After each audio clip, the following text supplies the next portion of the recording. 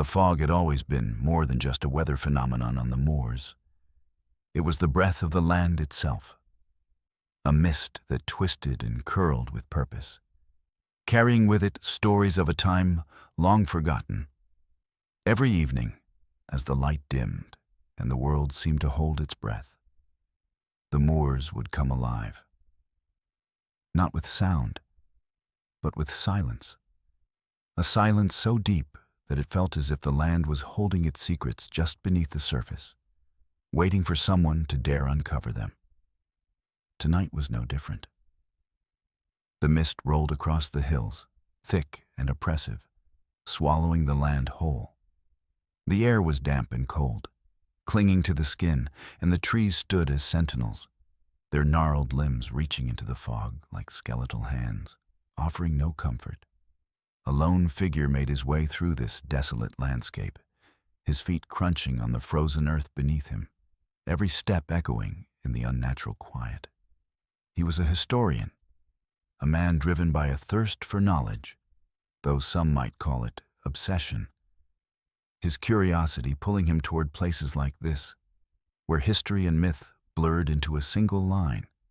For years, he had read the legends of the Moors, of the silent watchers who were said to haunt these very lands, eyes gleaming through the fog, waiting for the unwary to come too close. There was something almost palpable in the air tonight, something heavier than the usual mist. He felt it deep in his bones, a shiver that had nothing to do with the cold. He had come here with one purpose, to uncover the truth of the silent watchers.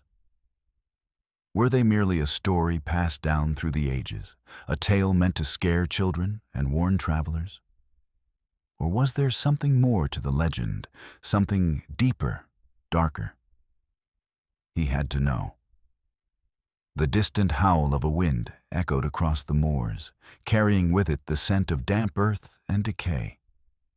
His lantern cast a faint, flickering glow ahead of him, but the fog swallowed the light almost as soon as it left the glass, creating shadows that shifted and danced with every step he took. There were whispers, soft and barely audible, as if the wind itself was speaking.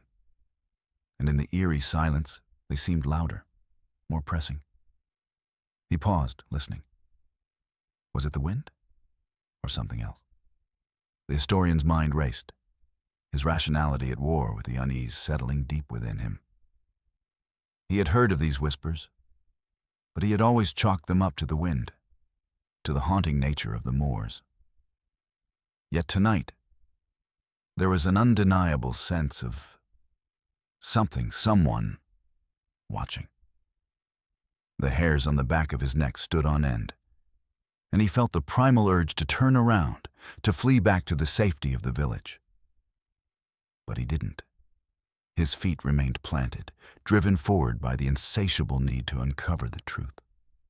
He took a deep breath and continued, the mist growing thicker around him, as though the very land was wrapping him in its embrace, its fog sealing him in, pushing him further into its depths. He could feel the weight of history pressing on him, the centuries of whispers and rumors clawing at his thoughts. The silent watchers were not just figments of folklore, not simply stories passed down through the years to frighten children into staying indoors at night. No, they were something else entirely. And as he walked deeper into the fog, he could almost feel their presence. A sharp sound cut through the stillness, the snap of a twig, followed by a soft rustle of movement. His heart jumped in his chest. Slowly, he turned, his lantern trembling in his hand. There was nothing. Only the mist, rolling endlessly in every direction, swallowing the landscape whole. His breath was ragged, and his pulse quickened. He took another step, then another, and the rustling sound came again. This time, it was closer, as if someone, was moving just beyond the reach of his light. His throat tightened, and the hair on his arms stood at attention. He forced his legs to move forward, pushing himself through the growing unease. Each step felt heavier, as though the land itself was pushing back, refusing to let him pass.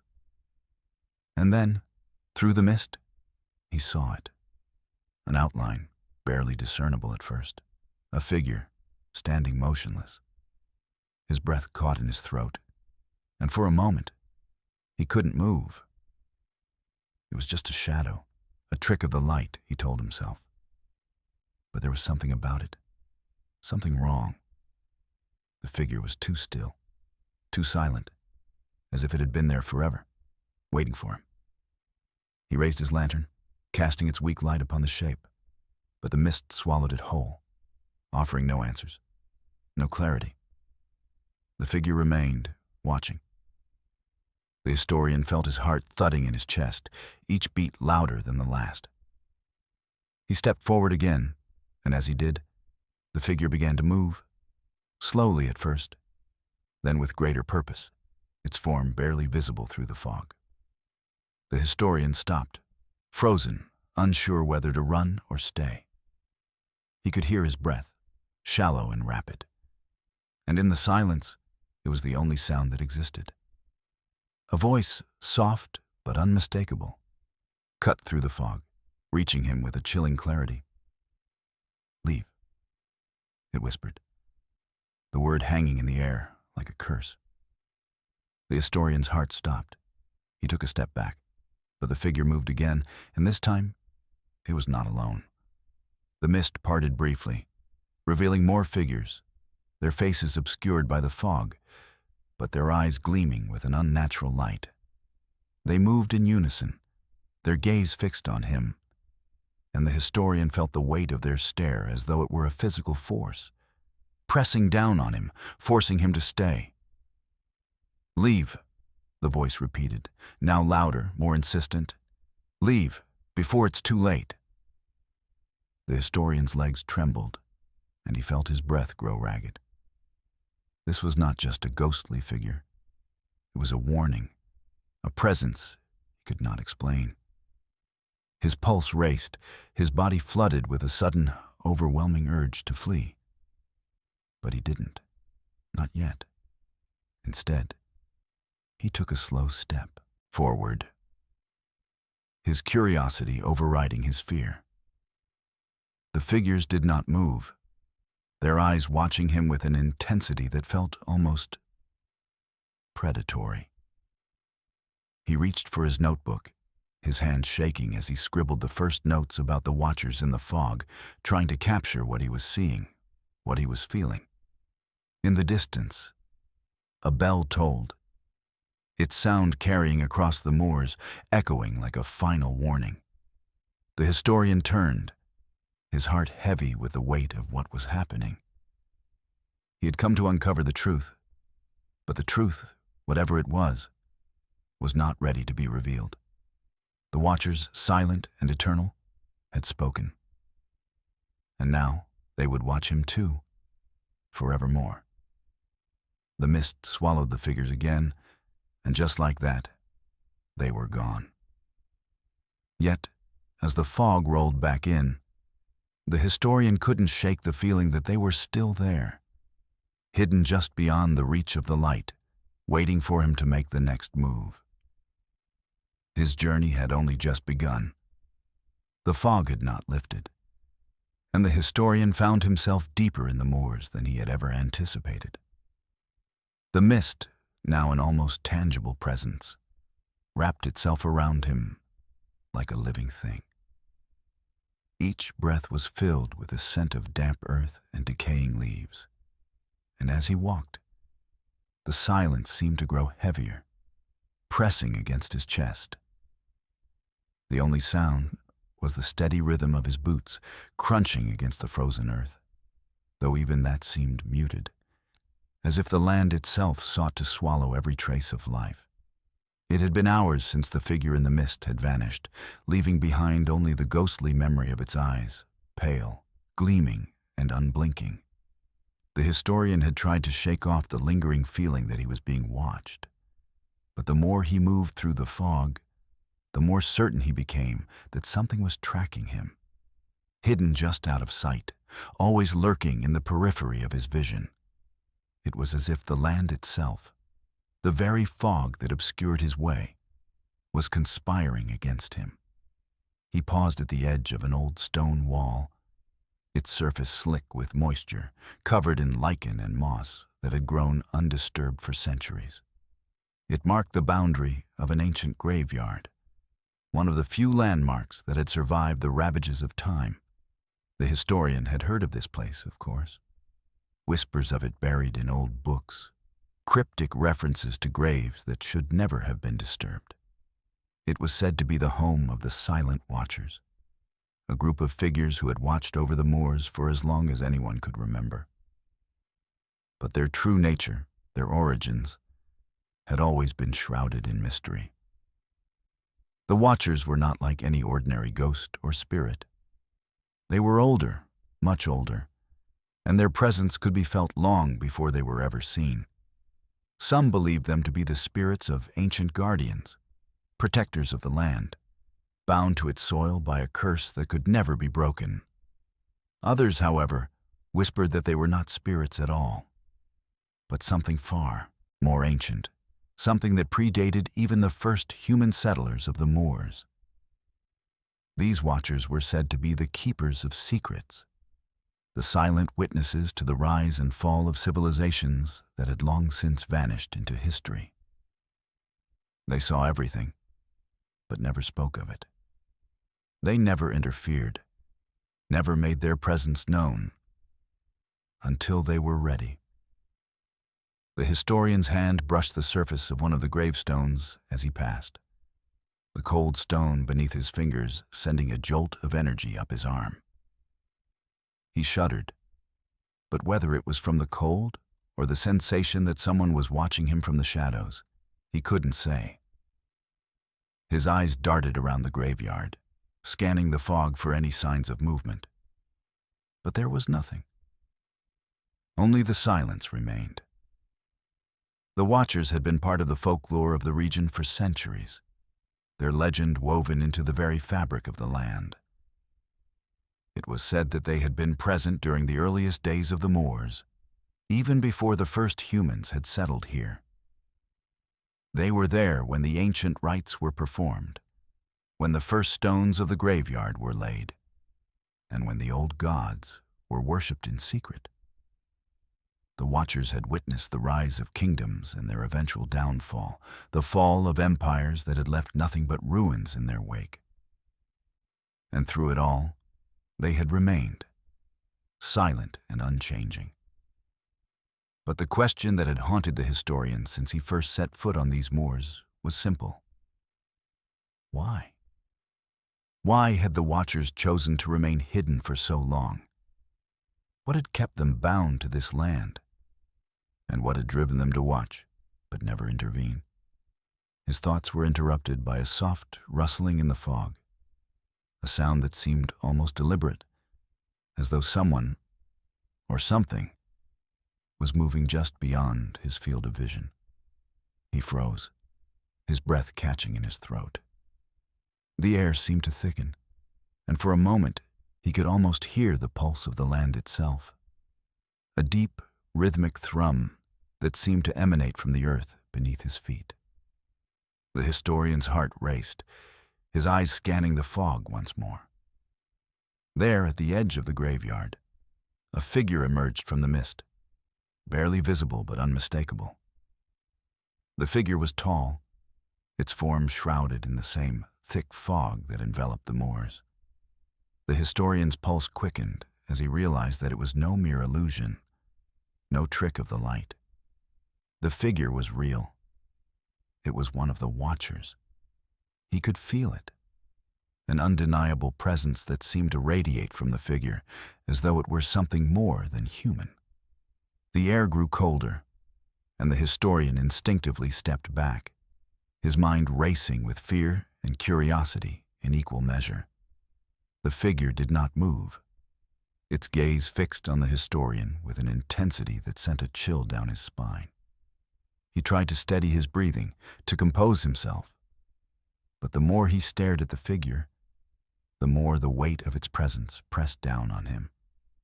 There was something ancient about it, something that transcended time and space. It was as though the figure had always been here, watching, waiting.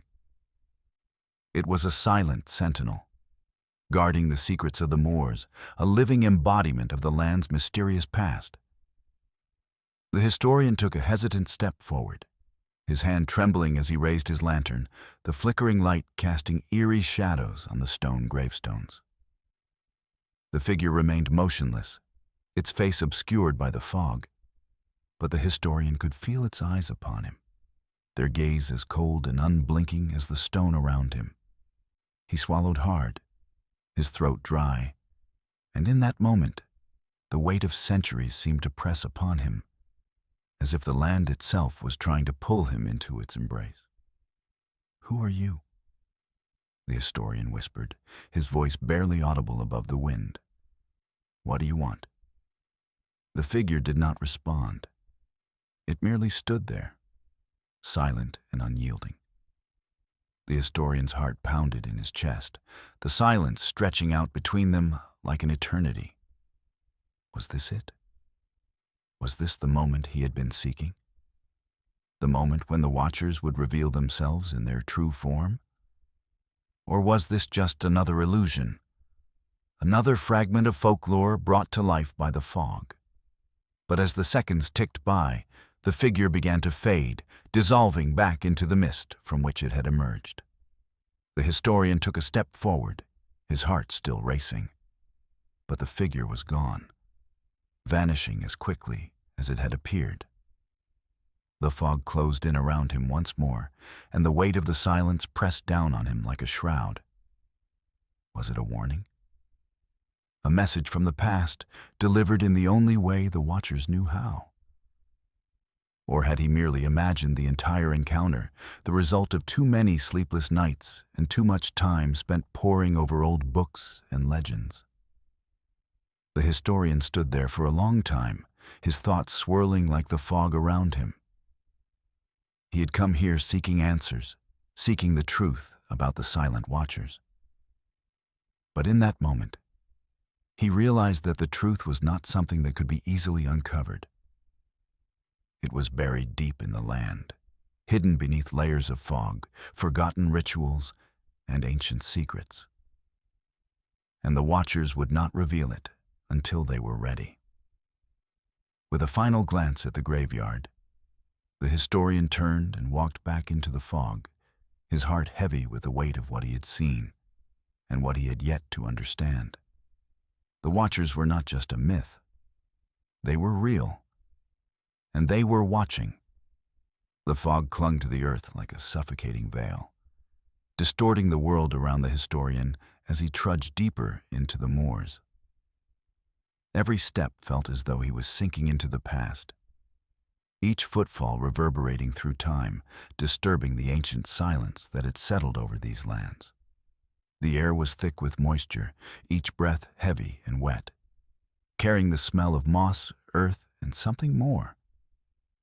A faint, indefinable scent that tugged at the back of his mind, like an old memory struggling to resurface. The historian had spent countless hours poring over books, maps, and journals, tales of the silent Watchers, legends of forgotten ceremonies, and half-remembered whispers of lost civilizations. But now, in the heart of the moors, surrounded by the thick fog and the echoes of the past, the stories felt less like distant history and more like living things, watching and waiting. The lines between myth and reality were beginning to blur, and he found himself questioning what was real and what was mere imagination. It was the stones that called to him next. The moors were littered with them, ancient standing stones, weathered and eroded by time, their surfaces carved with symbols that were no longer recognizable. Some were scattered across the landscape, half buried in the earth, while others stood in isolated clusters, arranged in patterns that defied logic. The historian had heard of these stones, read about them in the ancient texts.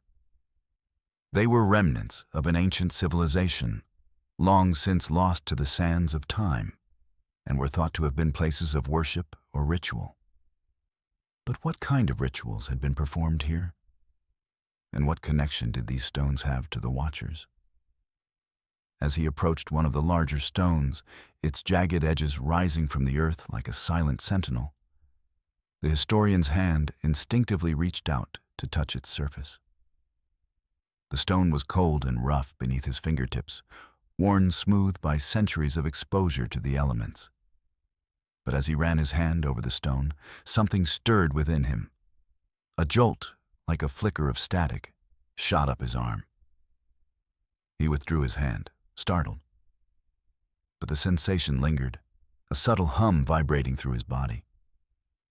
His heart began to race, and for the first time, he felt as though the moors were alive, breathing, watching, waiting. The historian's mind raced, trying to make sense of what had just happened. Was it the stone? Was it the land itself? Or was it something else entirely, something older, more primal, that had been awakened by his touch? His thoughts were interrupted by a distant sound, a low, rumbling growl, barely audible above the wind. His breath caught in his throat, and he instinctively glanced over his shoulder, half expecting to see a creature stalking him through the fog. But there was nothing, only the thick mist, swirling and shifting, hiding whatever lay just beyond it. He took a cautious step forward, his eyes scanning the landscape for any sign of movement. But the moors remained as still and silent as ever. The growl had come from nowhere. No animal in the region made a sound like that, and there were no creatures large enough to produce such a noise. It had to be a trick of the wind, he told himself. But even as he rationalized the sound, he couldn't shake the feeling that he was not alone. The watchers had been with him from the moment he stepped onto the moors, and he now felt their presence more keenly than ever.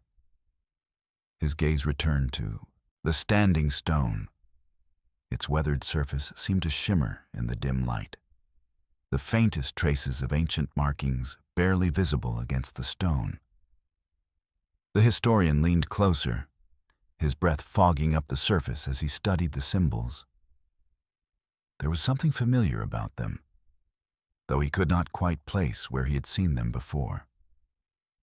The markings were not of any known language, not any script he had encountered in his studies. But there was an undeniable sense of urgency in them, as if the stone itself was trying to communicate something. Something lost, buried deep in the past. The historian's fingers traced the lines of the symbols, each one cold and alien, but somehow alive.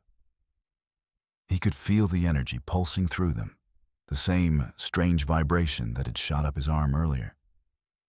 And then, just as quickly as it had begun, the sensation faded, leaving him with an overwhelming sense of unease. He stepped back, his breath shallow, and glanced once more at the stone.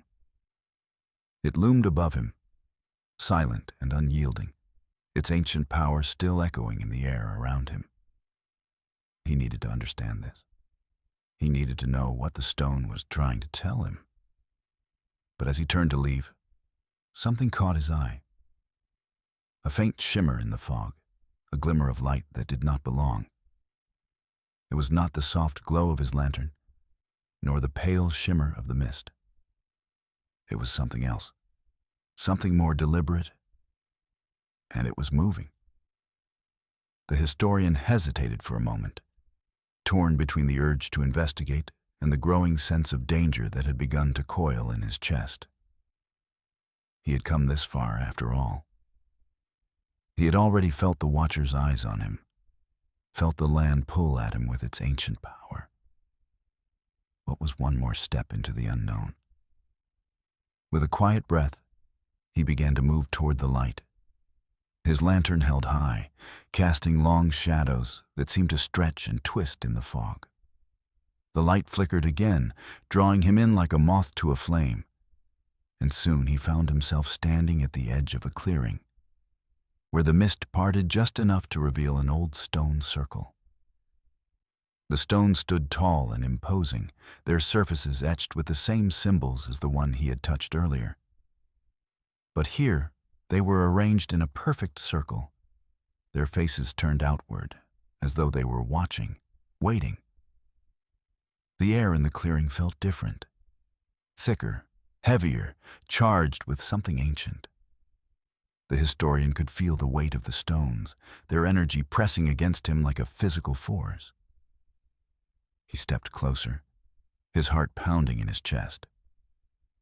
As he approached the center of the circle, a cold wind swept through the clearing, carrying with it a low, mournful sound, almost like chanting, but distant, muffled by the thick fog. The historian's breath caught in his throat, and he froze, his pulse quickening.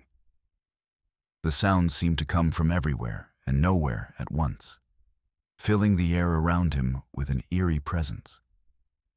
He could hear whispers, soft, indistinct, like voices carried on the wind. His heart raced as the whispers grew louder, more distinct. He could make out words now, though they were foreign, strange. The language was unlike anything he had ever heard, a guttural, ancient tongue that seemed to vibrate deep within his bones. And then, from the center of the circle, something shifted. The stones seemed to tremble, the air crackling with energy, and the ground beneath the historian's feet seemed to pulse with life. A figure appeared in the center of the stone circle, rising from the earth itself. Its form was cloaked in shadow, its face obscured by the mist. But the historian could feel its presence, ancient and powerful, radiating from it like a living force. The figure's eyes gleamed from the darkness, and the historian felt a chill run down his spine. He knew then that he had come too far. The truth he had sought was not something to be uncovered so easily. It was not meant for mortal minds. The Watchers were not just observers of the past, they were the keepers of it, and they would not let him leave until he had witnessed their power. The fog closed in around him, and the historian realized that he had become a part of the land's ancient story, just another echo of the past, trapped forever in the moors. And as the figure in the center of the circle stepped forward, the historian felt his world darken, the weight of centuries bearing down on him. He had sought answers, but in doing so, he had opened the door to a truth far more terrifying than he could have ever imagined. The Watchers had been waiting for him, and now they would have him. The fog had thickened, now so dense it felt like a blanket, smothering the moors, its heavy embrace closing in around the historian like an inescapable dream. The air was sharp, the earth beneath his boots slippery with dew, and his mind, still reeling from the last encounter with the shadowy figure in the stone circle, was gripped by a foreboding dread. The presence of the Watchers, those eternal witnesses of the land, had never felt so real. They were not just figures in old tales, but something tangible, something ancient. They had waited, unseen, for centuries, and now, it seemed, they had found him. His lantern flickered as he continued through the fog, though the eerie glow cast little warmth against the overwhelming chill. The path before him was unclear, obscured by the mist that rolled in from all sides, creating a labyrinth of twisting, shifting shadows. Every step forward felt like a step further away from the world he knew, further into the heart of something far older than any civilization, older than history itself.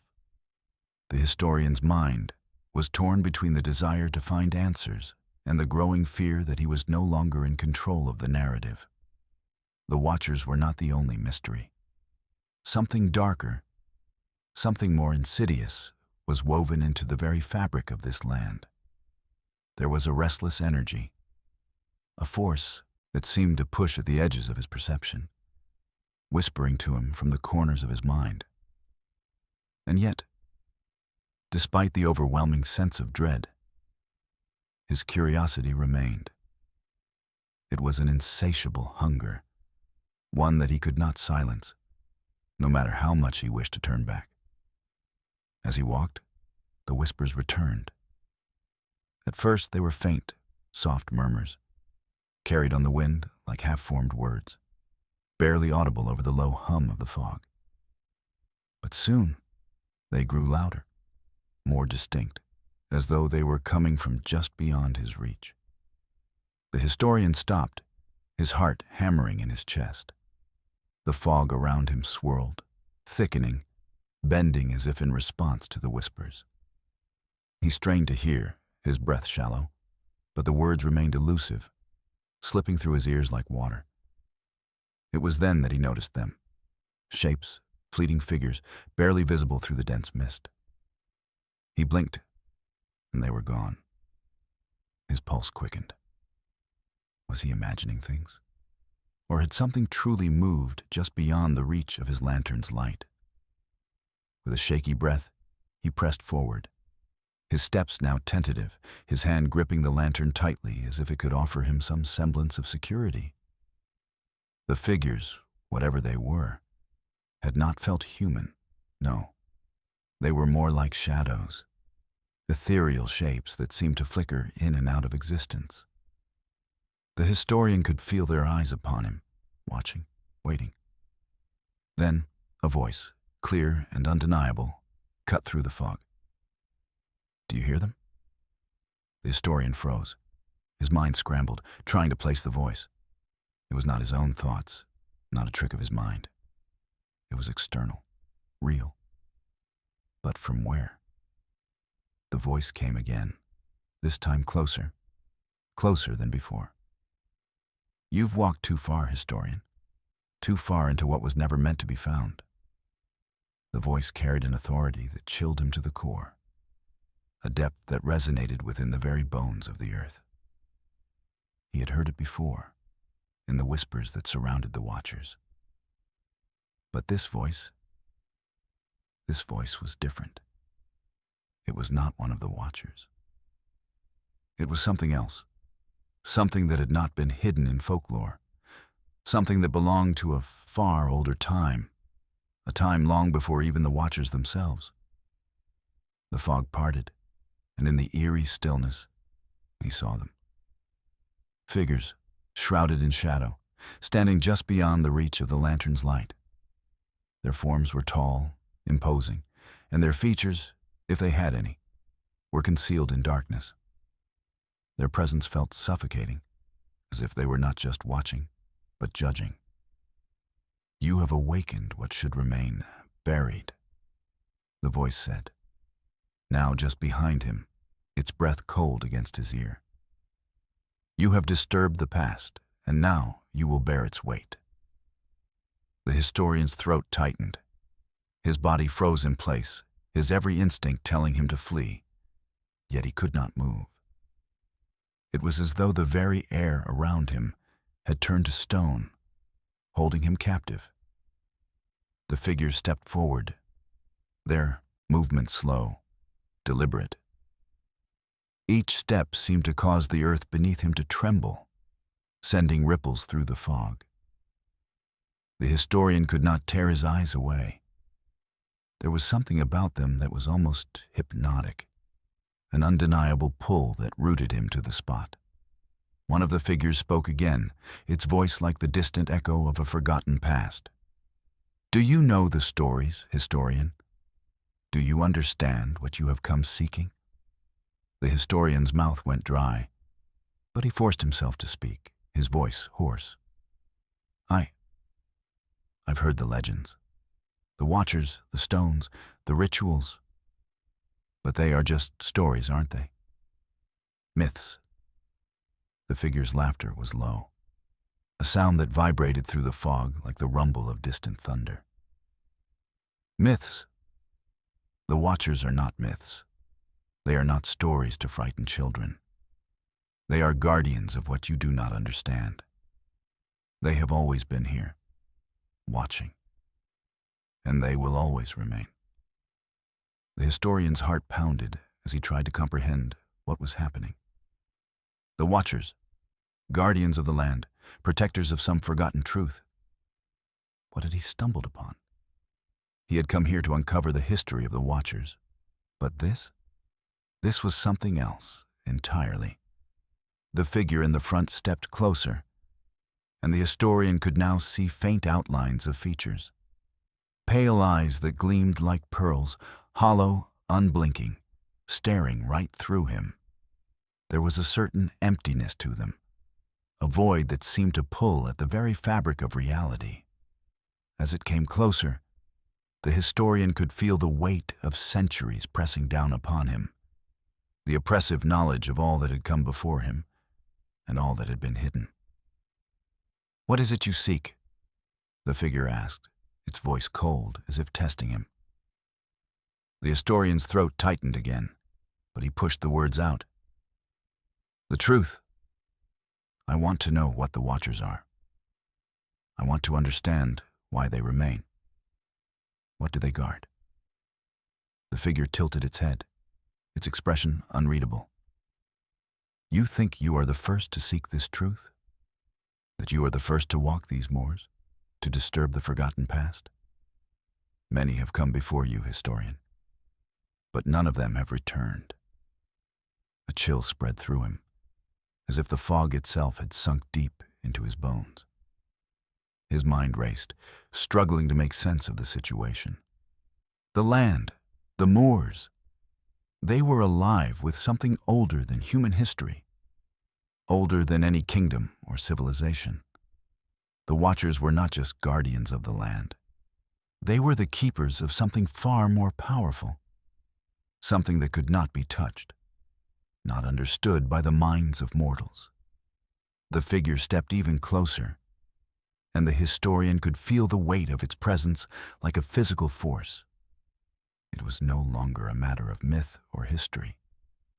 This was reality, and he was standing in the midst of something ancient, something far beyond his comprehension. "Leave this place," the figure said softly, its voice now full of sorrow, as though it regretted what was to come. "The past is not meant to be disturbed. There are things here that were never meant to be remembered." But the historian did not move, his gaze fixed on the figure, and a part of him, a deep, buried part, urged him to ask one final question, the question that had been eating away at him since the moment he had stepped onto the moors. "What happened to the others? The ones who came before me?" The figure's gaze darkened, its eyes empty and unblinking. And then, with a voice that seemed to come from everywhere at once, it whispered, "They are the ones who now walk as we do, watchers of the forgotten, keepers of the secrets, forever bound to the land." The fog closed in around the historian as the figure vanished into the mist, leaving him alone with his thoughts and the heavy weight of the land's ancient curse. The fog seemed to close in tighter after the encounter with the shadowed figures, their presence lingering in the air like a suffocating shroud. The historian stood alone in the center of the moors, his lantern casting a pale glow that flickered and struggled against the all-encompassing mist. Every breath felt thick, as though the very air was heavy with the weight of something old, something powerful, something he was not meant to understand. The encounter had unsettled him in ways he could not yet articulate. What had they meant by, "The past is not meant to be disturbed"?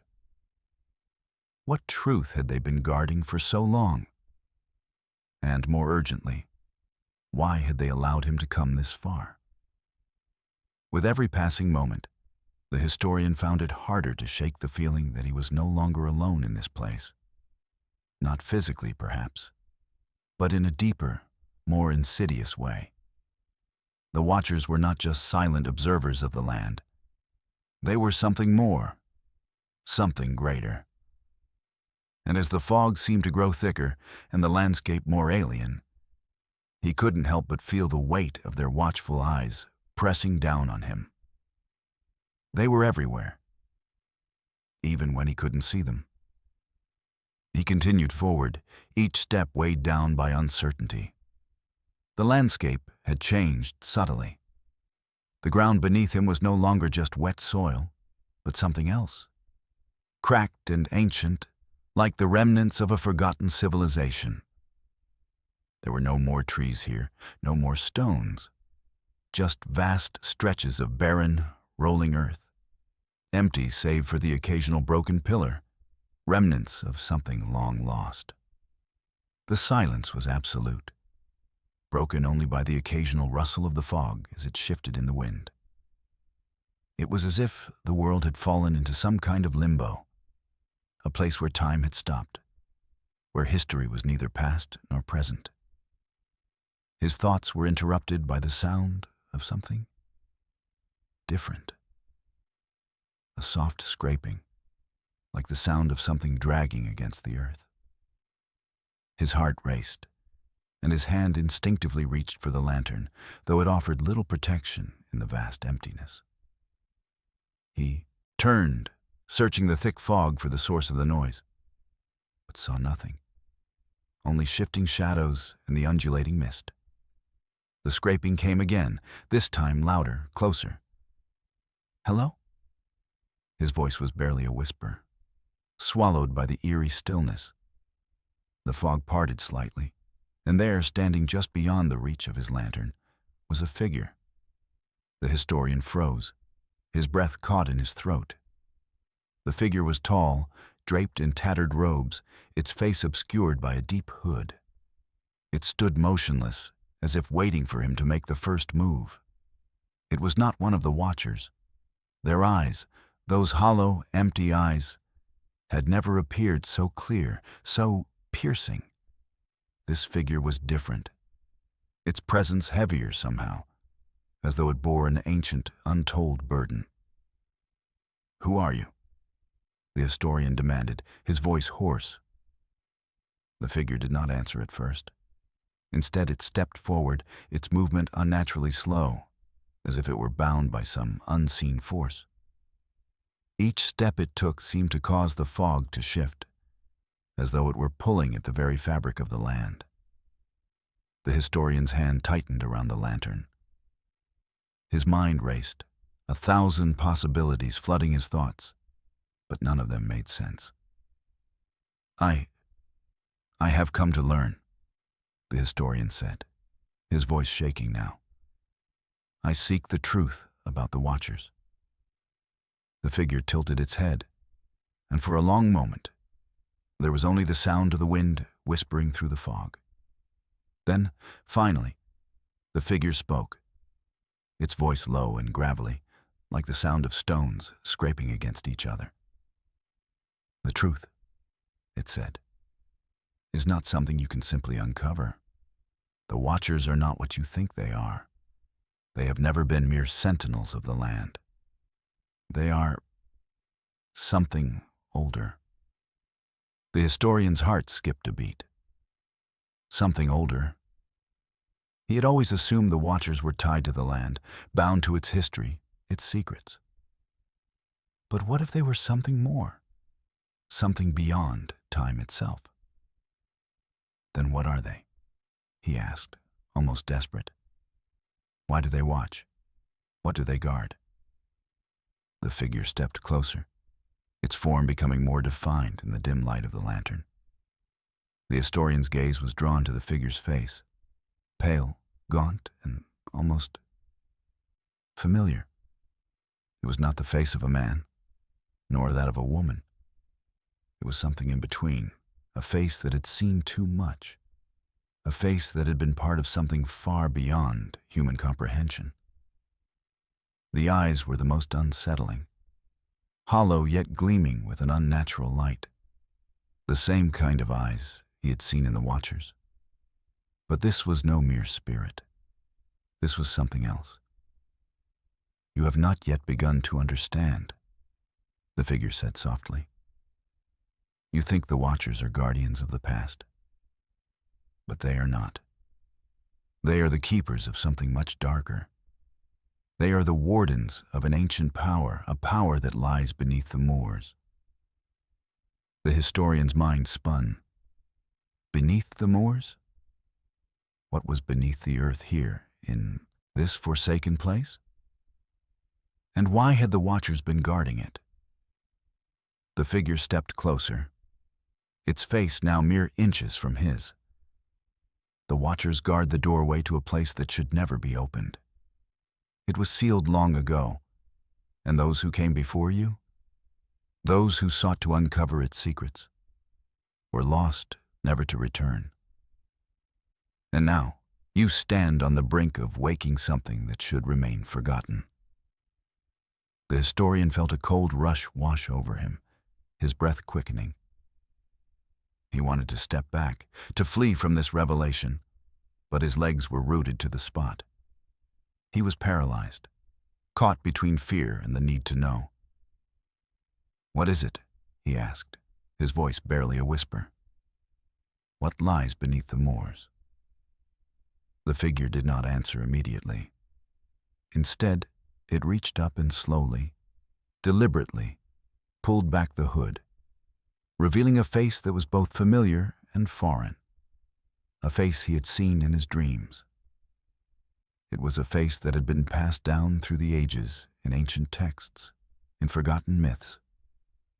The figure's eyes gleamed with an unsettling intelligence, cold and distant, as though it had seen the rise and fall of civilizations, the birth and death of countless generations. The historian's blood ran cold as he recognized it. The face was his own. What are you?" he gasped, backing away, his hand trembling. The figure smiled, a cold, knowing smile that sent a shiver down his spine. "I am the first Watcher," it said, its voice echoing in his mind as much as it did in the air. "I have seen the land before it was shaped by the hands of men. I have witnessed the rise of kingdoms, the fall of gods. I have guarded the doorway for centuries, waiting for the moment when one would come to awaken the past." The historian stumbled back, his heart hammering in his chest. He felt as though the ground was slipping away beneath him, as though the very fabric of reality was unraveling. The Watchers were not just guardians of the land, not mere figures in the fog. They were something older, something tied to the very foundation of the world itself. You were the first?" he asked, barely able to comprehend the weight of what was happening. "You are the one who has been watching for all this time?"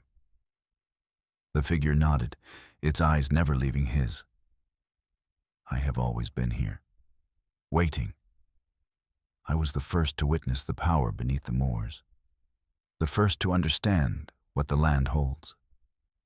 And now you will understand too." The fog shifted around them, swirling like a living thing.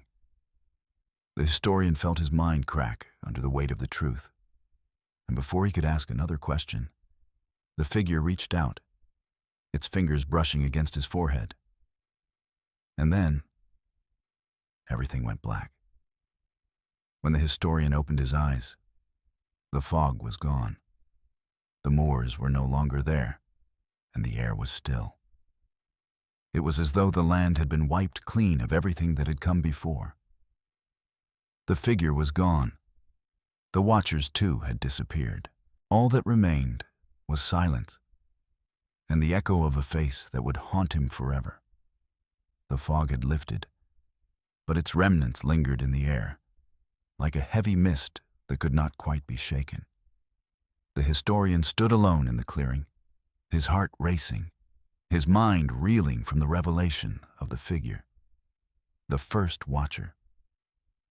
The knowledge of what lay beneath the moors, the dark truth that had been guarded for centuries, gnawed at him like a hunger he could not satisfy. It was a weight that threatened to crush him, to pull him under. And yet, he could not walk away. He had come this far. The path had been laid before him, and he could not turn back now. The past had already begun to consume him, and the hunger for the truth was all that remained. But something had shifted within him. The historian no longer felt like a mere observer of history, a passive witness to the secrets of the past. No, now he was part of the story, entwined in it, his fate irrevocably bound to the land he had come to understand. And though the fog had receded, he felt an oppressive presence at his back, like a shadow that refused to leave him. It was as though something unseen, something ancient was following him, watching his every move. The historian turned, his eyes scanning the clearing, but there was nothing. No figure, no watchers, nothing but the eerie silence of the moors. Yet, despite the stillness, he could feel it. The air was thick, charged with an energy that hummed just beneath the surface. It was as though the earth itself was alive, pulsating with a force that could not be ignored. He took a step forward, and then another, but the sensation only grew stronger. There was a hand, no, not a literal hand, but something guiding him, pulling him toward the heart of the moors. It was as if the land itself had begun to call to him, urging him to move, to continue his journey into the unknown. His mind screamed for him to stop, to flee, but his body was no longer his own. The unseen hand had taken hold of him, and he was helpless to resist. The ground beneath his feet was uneven, and with each step, the historian felt as though he were sinking deeper into the moors. It was not a physical sensation, no. It was something more profound. It was as though the earth itself was reaching up, trying to claim him, to pull him into its depths. His heartbeat quickened, the pulse in his temples thumping louder with every step. He had to find a way out, but the land would not let him leave. The fog was returning, creeping in from all sides, shrouding him in its heavy mist. The historian's lantern flickered, casting long shadows that seemed to move of their own accord, stretching and twisting like the fingers of some unseen force. His breath came in ragged gasps as he quickened his pace, but the path before him remained uncertain. The moors were changing again, reshaping themselves with each step he took, as though the land was alive, alive in a way that defied comprehension. He stopped, his feet sinking slightly into the earth, and looked around. The landscape had shifted, the once familiar clearing now replaced by a dense thicket of gnarled trees. Their twisted branches reached toward the sky like skeletal hands, their bark blackened and scarred, as though they had borne witness to centuries of suffering. The ground beneath him was no longer soft, but hard, cracked like the surface of an ancient ruin. And then, in the distance, he saw it. A figure standing at the edge of the thicket, half hidden in the shadows of the trees. The historian froze. He knew it was not one of the watchers, not the figure he had seen before. This was something different. The figure was tall, its form cloaked in dark robes, its face obscured by a hood. But there was something else. Something about the figure that made the historian's skin crawl. The presence was darker, more malevolent, and it was watching him. Without thinking, the historian took a step forward, his legs moving on their own accord, compelled by something he could not understand. He moved closer to the figure, the fog swirling around him like an insistent whisper. The figure did not move, did not acknowledge his presence. But its eyes, cold, distant, and yet somehow familiar, stayed fixed on him, as though it knew him, as though it had been waiting for him. He stopped just a few feet away from it, but the figure did not speak. Instead, it raised a hand, its long fingers trembling as if beckoning him closer.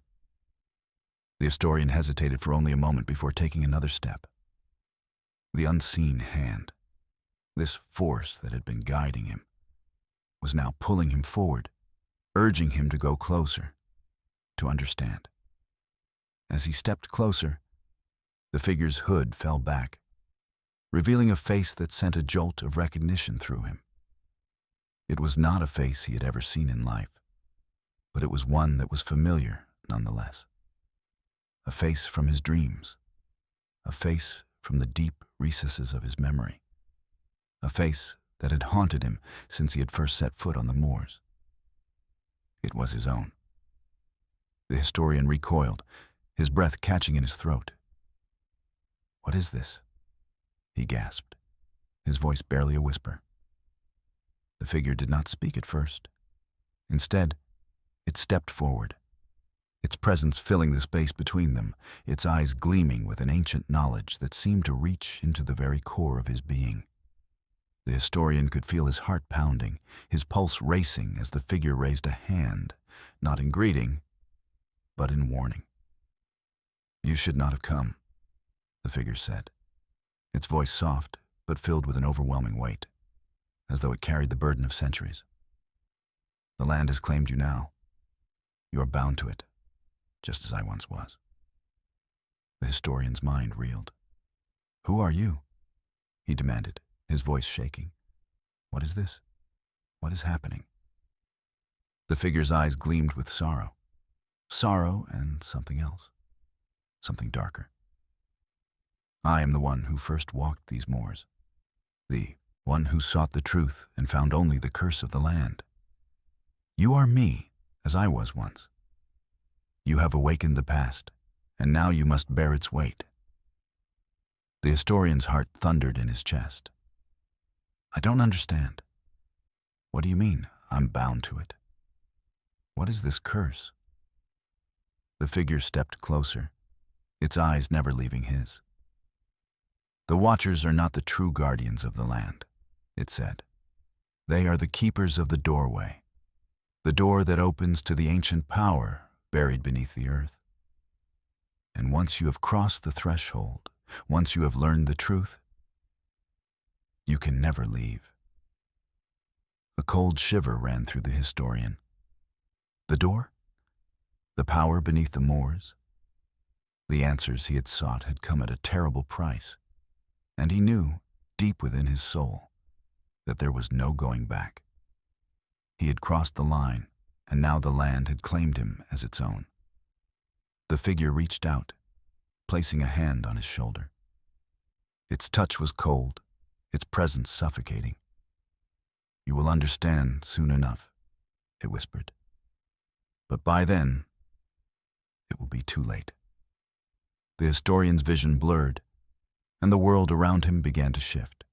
The fog closed in tighter, the trees bending and warping, the ground cracking beneath his feet. It was as though the land itself was pulling him down into its depths, into the heart of its dark secret. His body trembled, but he could not move. The unseen hand had claimed him, and there was no escaping its grasp. The figure stepped back, its form dissolving into the mist, leaving the historian standing alone in the thicket. But he was not alone. Not really. The unseen hand was still there, pulling him deeper into the moors, into the heart of the curse. And as he stood there, paralyzed, the truth of his fate became clear. The Watchers were not the ones guarding the land. It was the land itself that had been waiting, for him, for the one who would awaken the power buried beneath the earth, the one who would be bound to it forever. There was no turning back now. The fog pressed in from all sides, thick and heavy, shrouding the moors in a clammy embrace. The historian stood at the edge of the ancient thicket, his body trembling not from cold, but from a deep, gnawing fear that seemed to emanate from the very ground beneath his feet. The truth had become a weight too unbearable to carry, and yet there was no escape from it. The land had claimed him, just as it had claimed so many others before him. He had awakened something ancient, something forgotten, and now the consequences were unfolding before him. The figure, the one whose face had mirrored his own, had vanished as quickly as it had appeared, leaving him with nothing but the unsettling echo of its words. You will understand soon enough. But by then, it will be too late. The historian's mind raced, his thoughts tangled in the web of revelations he had uncovered. The Watchers were not protectors, not guardians of some lost treasure or sacred knowledge. No, they were the gatekeepers to something much darker, something buried deep beneath the moors. And he had crossed the threshold. He had opened the door to the ancient power that slumbered beneath the earth. He staggered back, his head spinning, as though the very air around him had turned to liquid, pressing in on all sides. Every step felt like a battle, as though the earth itself was trying to drag him down into its depths, to claim him fully as its own. The ground was uneven, cracked and jagged, like the remnants of a long-forgotten civilization. He had seen it before, in ancient texts. The land of the Moors was once a place of great power, a place where old gods had been worshipped in secret rites. But he had never imagined the truth would be this terrible. His eyes flicked to the horizon, where the fog seemed to part ever so slightly, offering a brief glimpse of something. A shadow. A figure. No, it wasn't a figure. It was a movement, subtle yet unmistakable. And then he saw it, just beyond the thicket, a faint shimmer in the mist. The Watchers. They had returned, but this time they were different. The historian's heart lurched as he realized that they were no longer mere observers of the land. They were agents of the curse, bound to the moors, to the ancient power buried deep beneath. Their eyes, pale, unblinking, gleaming with the knowledge of centuries, seemed to pierce the fog itself, watching him, judging him. A soft sound reached his ears, a low, keening wail carried on the wind. It was distant, but unmistakable. It was the sound of something in pain, something ancient and powerful, crying out in its eternal torment. The historian took a step forward, his body moving almost of its own accord, his mind caught between dread and an insatiable need to understand. The land was calling to him, pulling him deeper into its embrace, and he could not resist. As he ventured further into the moors, the wail grew louder, more urgent, until it felt as though it were coming from all around him. The fog seemed to coil and twist, forming shapes, figures, shadows that stretched and writhed, flickering in the corners of his vision. The historian tried to focus, tried to shake off the overwhelming sense of panic rising in his chest. But it was impossible. The land was alive. Alive with the echoes of the past, with the whispers of those who had come before him, those who had sought the same truth and had been lost to it. He stumbled, his foot catching on something, and he looked down to find himself standing on the edge of a deep fissure in the earth. The ground cracked and split before him, a gaping wound in the moors, blackened and jagged. The historian's pulse quickened as he peered into the darkness below. The wailing came from the depths, rising up from the fissure like the cries of something trapped, something ancient and bound to the land. A whisper reached his ears, soft, insistent, like a voice carried on the wind. It was not the Watchers this time, not the figures that had followed him. It was something else, something far older. Come closer. The historian's breath caught in his throat, his instincts screaming at him to turn back, to run. But he couldn't. He was already too far into the moors, too far into the truth. The unseen hand had led him here, and there was no going back. The power beneath the moors had awakened, and now it sought him, just as it had sought all those who had come before him. He took a tentative step forward, his legs shaking as he approached the edge of the fissure. The darkness seemed to reach up, pulling him in, as though the very earth was calling him, begging him to come closer. He had no idea what lay below, only that the Watchers had guarded it for centuries, and that something terrible, something ancient, had been sealed away. But what was it? What was the true purpose of the Watchers? Why had they remained hidden for so long? Another whisper. "Come closer." The historian's heart pounded in his chest. There was no escape now. He was no longer an observer of history. He was part of it. The land had claimed him, and it would not let him leave until he had seen the truth. The truth that lay beneath the moors. His foot slipped, and he found himself teetering on the edge of the fissure. His body screamed in panic, urging him to pull back, but his feet betrayed him, drawing him closer to the abyss.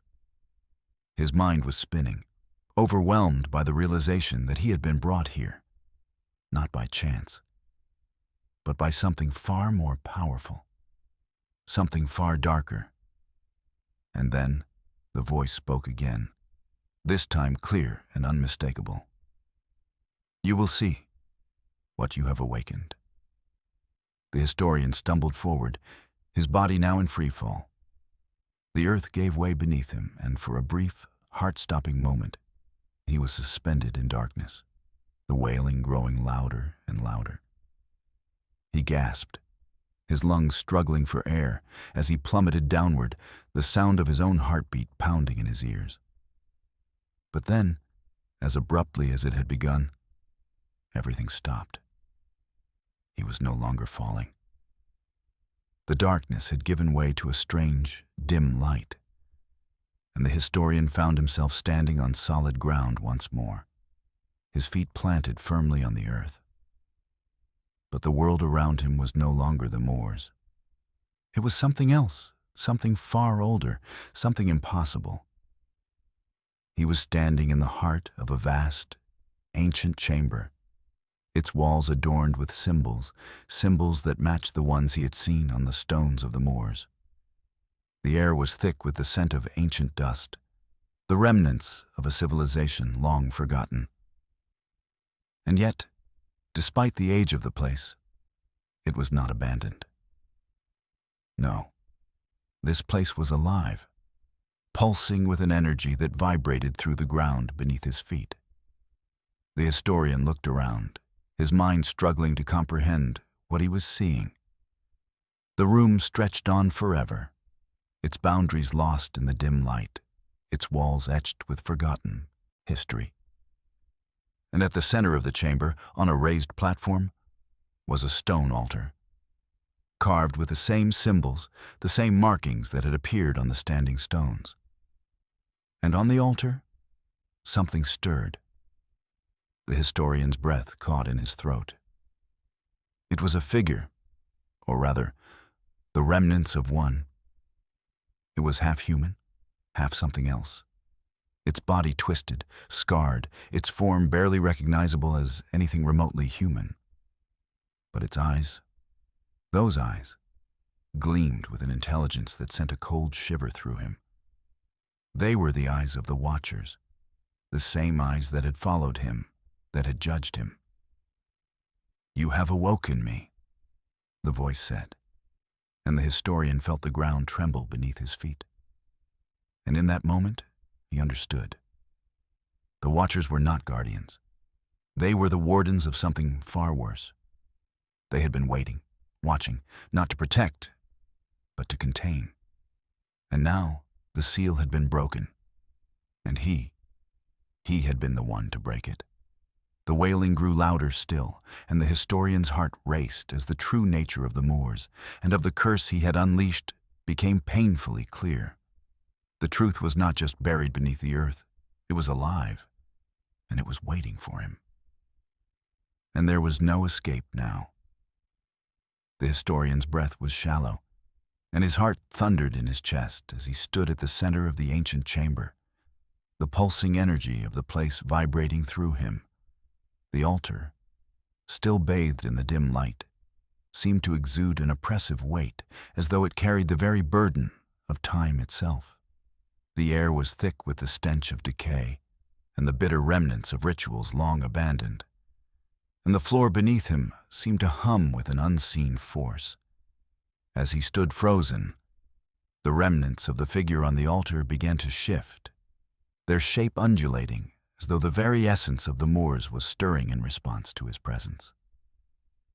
The wailing that had filled the chamber only moments before now grew to a deafening crescendo, the sound of countless voices, distant and close at once. The walls of the chamber seemed to close in on him, their dark, ancient symbols shifting, writhing with an otherworldly life of their own. The historian could feel the power in the air, dark, raw, and suffocating, and it was all directed at him. The figure on the altar stirred again, more violently this time. Its form, part human, part something else, something far older and far more terrible, seemed to claw its way toward him, its eyes gleaming with a terrible intelligence. There was no mistaking the truth now. This was not just a creature of legend, a lost soul. It was something that had been kept locked away beneath the moors for millennia, and its awakening had only been the beginning. "You should not have come here," the figure rasped, its voice a croaking whisper that echoed through the chamber like a sound from the abyss. The historian could feel its presence, its power, pressing against him, demanding his attention, demanding his understanding. "What are you?" he whispered, his voice trembling despite his best efforts to remain calm. "What is this place?" The figure, with its twisted, half-human features, smiled, a smile that was both mocking and sad. "I am the first," it said, its voice now growing stronger, more coherent. "I am the first watcher, the one who came before all others. I was the one who sealed this place, who bound the power beneath the moors. But in doing so, I cursed myself." The historian's mind raced. The first watcher? Had this thing been the one who had created the watchers, the one who had bound them to the land? His mind reeled with questions, but the figure continued, its words pressing on his mind like a weight. "The land you stand upon," it said, "was once the heart of an ancient kingdom, a kingdom that sought to harness the power that lies beneath. They were fools, seeking the power of the gods, and I was one of them. But I failed, as they all did. In my arrogance, I unleashed a force that no mortal could control. The Watchers were not guardians, not protectors. They were the chains that held the power in place. And I was the first warden, the one who bound it." The historian felt his knees buckle beneath him, his mind struggling to process what the figure was saying. The Watchers were chains? Guardians? No, wardens. The idea twisted in his mind like a knot. But before he could form another thought, the figure's voice cut through the fog of confusion. "The truth you have uncovered is more dangerous than you know," it continued, its eyes locking with his. "The land has chosen you, historian. You are not the first to come seeking answers, but you will be the last." The historian stumbled back, his heart racing, but his body refused to obey. He was rooted to the spot, as though the land itself had tethered him there. The words reverberated in his chest, and he could feel them in the marrow of his bones. The Watchers were not what he had thought. They were not protectors, not guardians. They were the chains, the wardens, the ones who kept something terrible locked away beneath the earth. And now, that something was waking. The air grew colder, the chamber darker, as the wailing reached a fever pitch. The walls of the chamber seemed to pulsate with a life of their own, the dark symbols shifting and changing, almost as though the very nature of the place was changing with the awakening of the ancient power. The historian felt it then. The ground beneath him trembled, a low rumble that grew in intensity, as though the earth itself was groaning under the weight of its ancient secret. He turned his gaze back to the altar, and that was when he saw it. The true face of the creature before him. It had been obscured by shadows, by the mist of ages, but now, in the dim light, he could see it clearly. The face was gaunt, twisted, its skin pale and mottled, its eyes hollow yet filled with a deep, unsettling intelligence. The figure's mouth opened once more, and the historian could feel the pressure of its words before they even left its lips. You seek knowledge, but you do not understand what you have awakened, the creature whispered. The power beneath these moors was not meant for mortal hands. It was never meant to be controlled. And now, it will consume you, as it has consumed so many others. The historian's breath caught in his throat. The realization hit him with the force of a physical blow. The Watchers had not been created to protect the land, to guard its secrets. They were created to hold the power beneath it, to prevent it from breaking free. But the seal had been broken, and the land was waking, stirring with an ancient hunger. And now he was part of it. The figure's smile twisted into something more sinister. You cannot run from it. The moors are its prison, its domain. And you, it pointed directly at him, its fingers sharp and accusing, are the final key. The land has claimed you, historian. You will witness the truth. You will watch as the past consumes the present. The historian's legs gave way beneath him, and he fell to his knees, his head spinning. The fog around him seemed to grow thicker, the wailing louder, the air heavier. His vision blurred as the figure on the altar seemed to blur with it, their form becoming one with the land itself. The walls of the chamber no longer felt like stone. They felt like flesh, pulsing with life, with hunger. No, he gasped, his voice weak. I didn't mean to. I didn't know. You never do, the figure said, its voice now a low, guttural growl. None of us ever do. The historian could feel the power of the moors surging around him, filling his mind, flooding his senses with visions, visions of the ancient kingdom that had once thrived here, of the rituals and sacrifices that had been made to harness the power beneath. He saw the historian's heart pounded in his chest as the chamber around him shifted, its stone walls vibrating with a low, constant hum that resonated deep within his bones. The air was thick, pressing in on him, the weight of centuries pushing down on his shoulders. He had awoken something. No, someone. Something that had been slumbering beneath the moors for eons. And now it was free. The Watchers had been the guardians, the wardens. But they were not the true power of this place. The true force lay beneath the altar, beneath the earth, waiting for the moment when it would rise again. The wailing, the mournful sound that had echoed through the moors was now louder, more insistent. It reverberated in the very walls of the chamber, filling the air with an overwhelming sense of dread. The historian's legs shook beneath him, and he took an instinctive step back, his eyes scanning the vast, endless chamber for some escape, some way to undo what he had done. But there was no escape.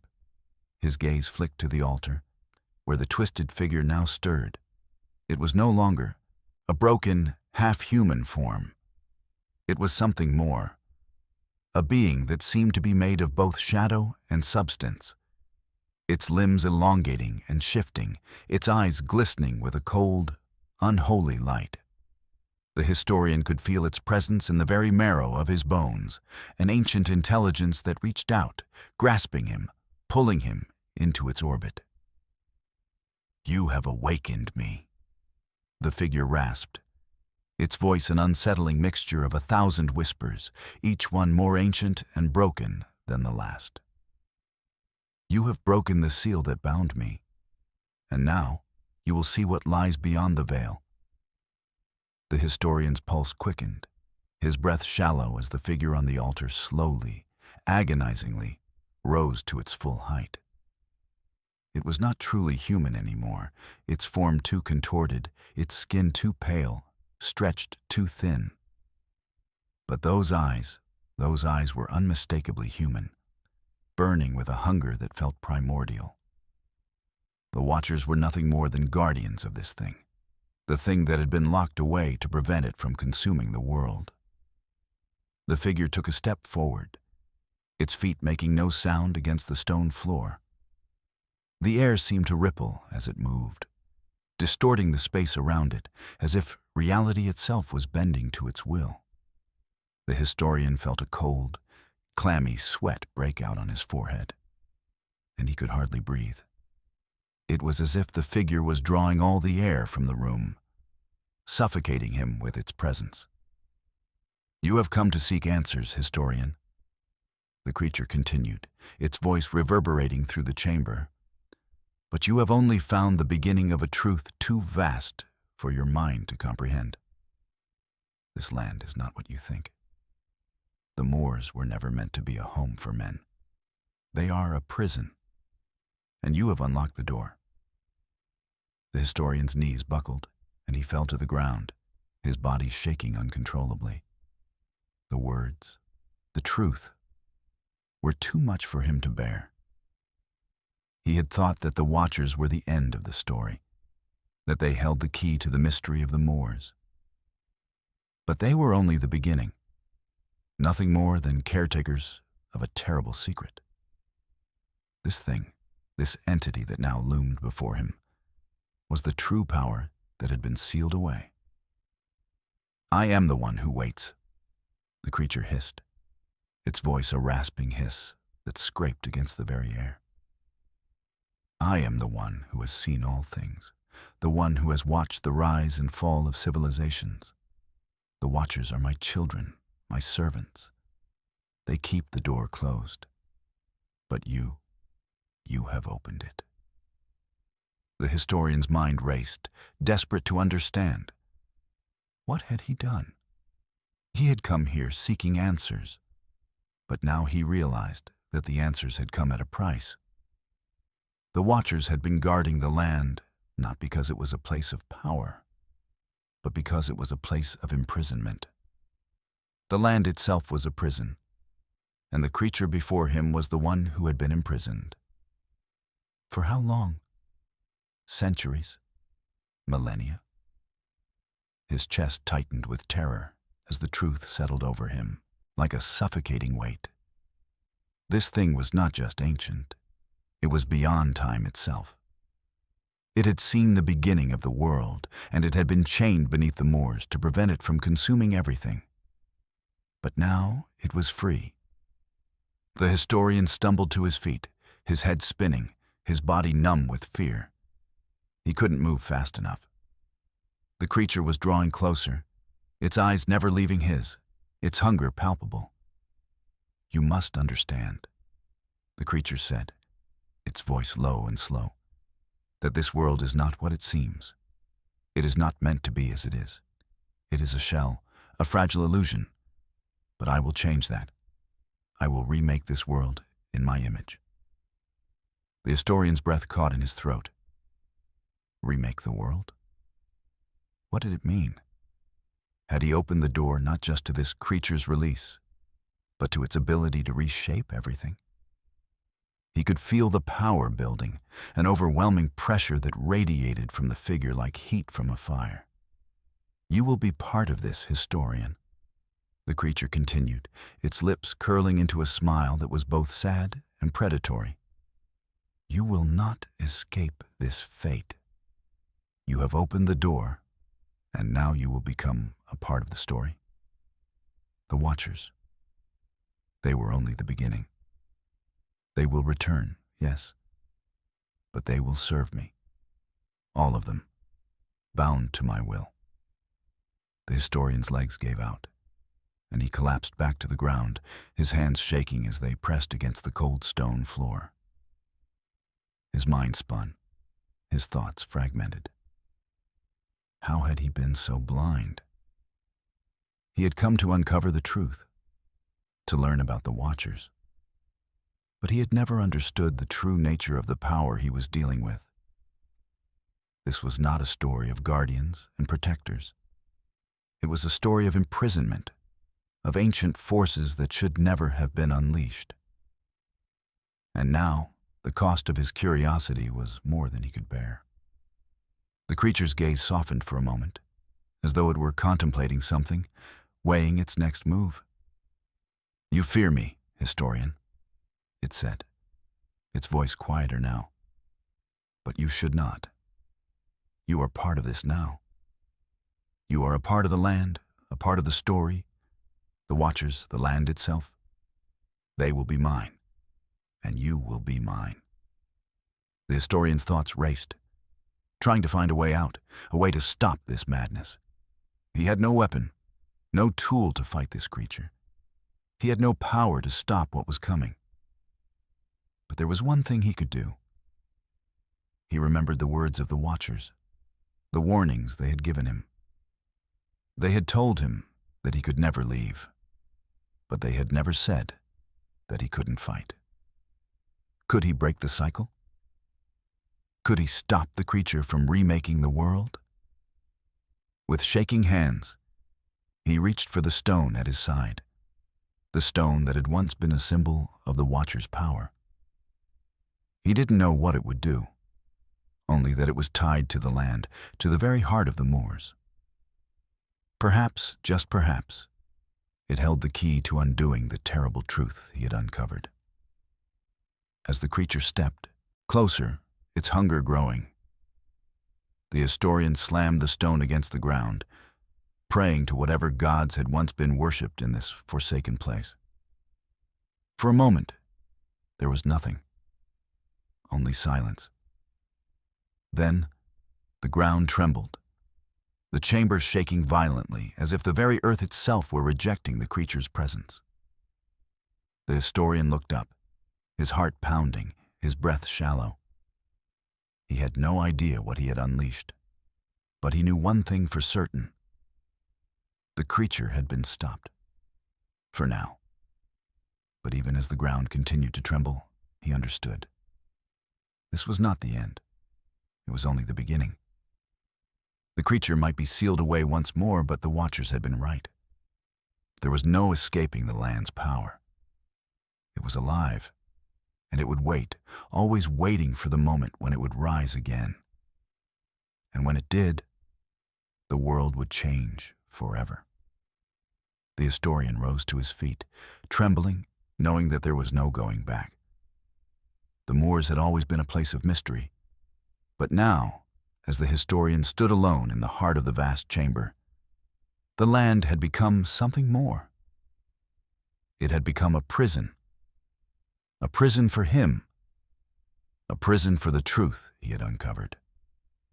The figure, the ancient being that had risen from the altar, was not merely a guardian of forgotten knowledge. It was a force, a power, that had been bound beneath the earth for millennia.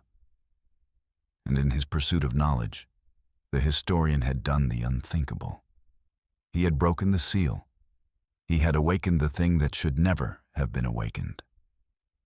Now, the fog rolled in once more, thicker than ever before, its heavy, suffocating presence pressing in from every direction. The historian's breath was shallow, his body trembling, and yet his mind was still reeling. He had stood face to face with the creature, and in that moment he had understood the terrifying truth. There was no escape. The land had claimed him, and now he was part of its eternal story, part of the curse that bound the land to a power older than time itself.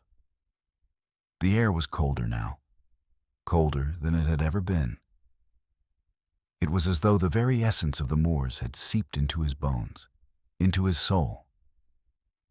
And as he stood there, the fog swirling around him, he realized that the creature, the Watchers, had been a part of something far greater, something that had existed long before humanity had even stepped foot on this land. The moors were not just a place of ancient ruins and forgotten stories. They were a living, breathing entity, a force that had been waiting for the moment when the door would be opened, when the past would be awakened. But the question remained, what now? The historian's thoughts were interrupted by the sound of footsteps. Slow, deliberate, each one echoing through the chamber like a drum beat, a rhythm that matched the thumping of his heart. He turned toward the sound, his breath catching in his throat.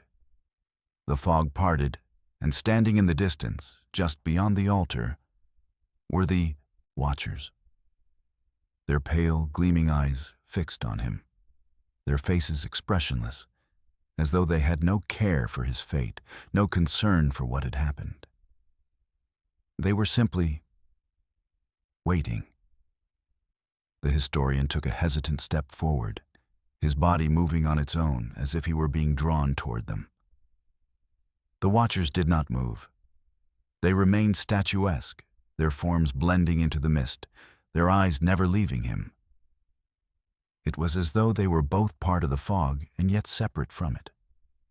They were bound to the land, and the land was bound to them. He could feel their gaze, cold and unyielding, their presence pressing in on him. It was not the gaze of protectors or guardians. It was the gaze of judges, silent, impassive, but knowing. They had been watching him, waiting for this moment, for the moment when the land would call to him and claim him as its own. As he stood there, trapped in the stillness, the fog seemed to deepen, thickening around him until it felt as though he were suffocating. His vision blurred, and for a moment, he could not tell where the fog ended and the watchers began. They were one with the land, one with the fog. And as the historian looked into their eyes, he saw not just the watchers, but the land itself. The moors, the earth, the power that lay beneath it all. The historian's breath quickened as a new realization dawned on him. The watchers were not just the keepers of the land. They were the land.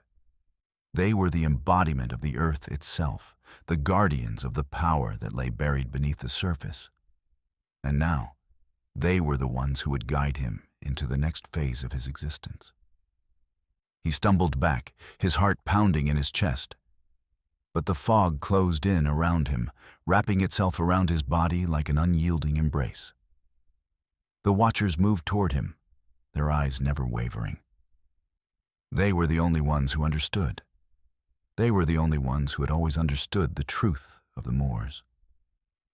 "Come," one of the watchers said, its voice low and hollow, like the sound of the wind whispering through the trees.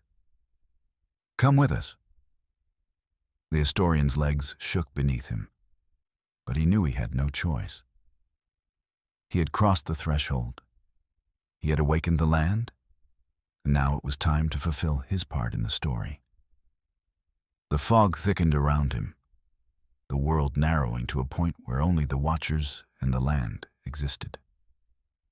The rest of the world he had known, faded away like a distant memory.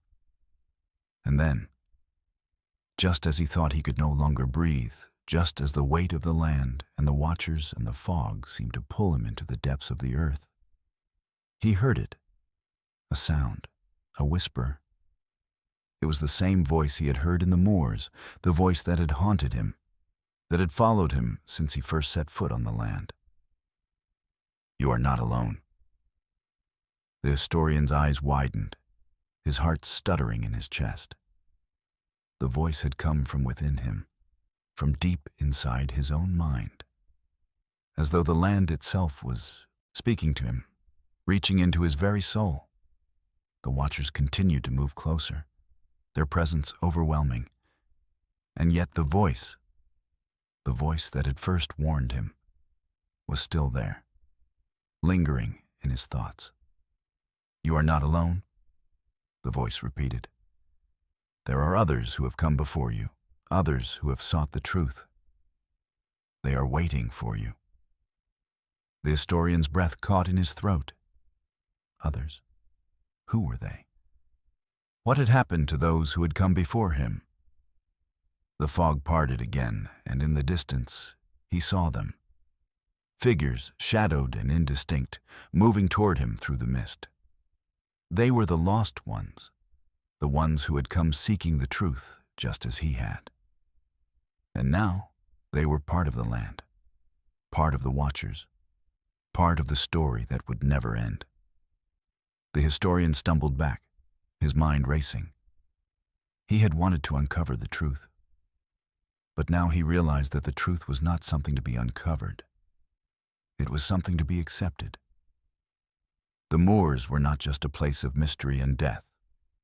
They were a place of transformation, a place where the past and the present met, where the land itself consumed those who dared to seek its secrets. And now, the historian had become part of that eternal cycle. He was not just a seeker of truth.